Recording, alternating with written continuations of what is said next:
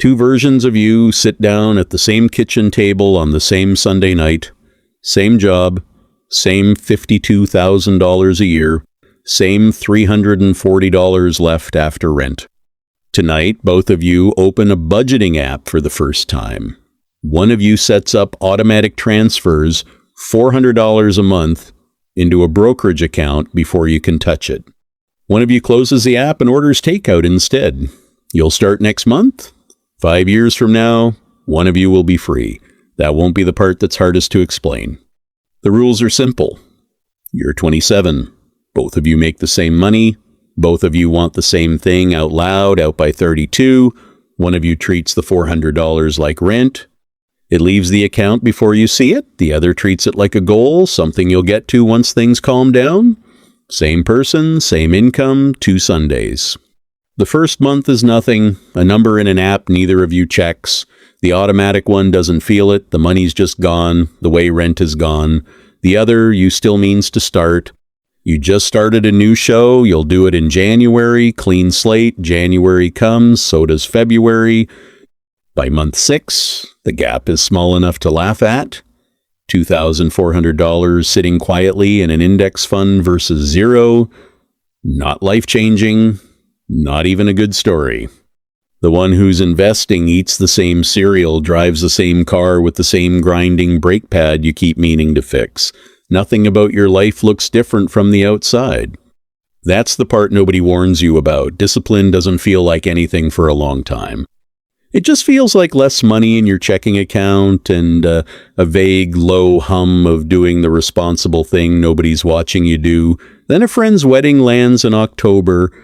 Flight, hotel, a suit you don't own, the investor you dips into savings, not the brokerage you built a separate cushion for exactly this. Boring, on purpose. You go, you have a good time, you come home, and the automatic transfer hits like nothing happened. The other, you puts the flight on a card, you'll pay it down when the bonus comes. The bonus doesn't come, nobody's is coming. It just sounded like something that would, 18 months in, the difference stops being invisible. One account, $9,600. Quietly compounding, a few hundred in gains, you didn't do anything to earn. The other, a credit card balance that's grown a personality of its own, minimum payments, eaten the raise you got in June before you ever see it. You didn't buy anything wild. That's the strange part. A few dinners out, a subscription you forgot to cancel. You deserve this, that made sense every single time you said it, and adds up to something you can't quite account for now. Your sister calls, she's getting married next spring, and she wants you in it. The investor, you does the math out loud on the phone, dress, shoes, the shower gift, the bachelorette trip to Nashville, and it's fine. Tight, but fine. It comes out of the cushion, and the $400 a month never even notices. The other you says yes before doing any math at all, because saying no to your sister isn't a sentence you know how to build. You'll figure it out. You always figure it out. This time the card does the figuring for you. At 24% interest, quietly, in the background, while you're standing in a dress you'll wear once. Year 3. The gap isn't a number anymore. It's a feeling that shows up at specific moments.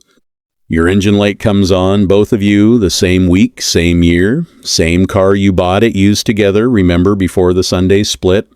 The investor you looks at the $1,100 repair quote and feels annoyed. Just annoyed. You pay it, the cushion dips, the $400 doesn't even blink, and by next month it's like it never happened. The other you looks at the same quote and feels something closer to dread, because there isn't $1,100 sitting anywhere with your name on it that isn't already owed to someone. You put it on the card that's already tired of you. The light goes off, the debt doesn't. Here's the thing nobody says about that split. It was never really about the car. It was about what the number in your head does the second something goes wrong. One of you feels a bill. The other one feels a threat. Year 4. The job offer arrives in both inboxes on the same gray Tuesday. A step up, more money, but it means 6 months with a pay cut while you train into it. The investor you takes it without much agonizing. There's a cushion for exactly this kind of leap. That's what it was built for. Sitting there, doing nothing but waiting to be useful. You take the pay cut, you learn the new role, and 18 months later, you're making 40% more than you were before any of this started. The other you looks at the same offer and can't. The math doesn't survive 6 months of less money with the card balance already breathing down your neck. You say you'll revisit it next cycle. Next cycle doesn't come with the same offer attached. It never does. Somewhere in year 4, you stop checking the other account's balance on purpose. It's not jealousy exactly. It's something quieter and worse, the sense that a door closed a while back and you weren't in the room when it happened.